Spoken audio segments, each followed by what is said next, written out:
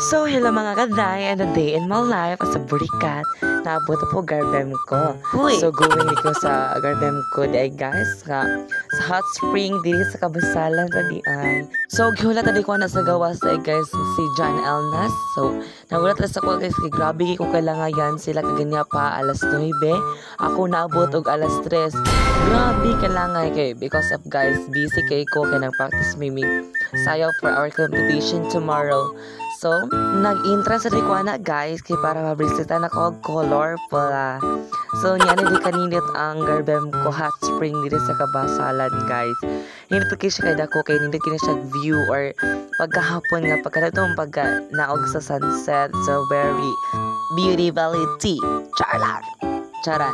Yo, di ay guys. So, padulong na din mi sa mong cottage nga number 7. So, ninaog na si Madam Dai JP Galaya. Chares. So, nagkanta-kanta di akong mega. Kung smaggle guys, nagluya. Ambot no nga nang nagluya na siya. So, mo nito outfit check guys. Pagabot ang ilis-line ko. Wow naman! Atake, dalaga-dalagang sa di dalaga. Char lang! So, yan din kanindot guys. Tolja.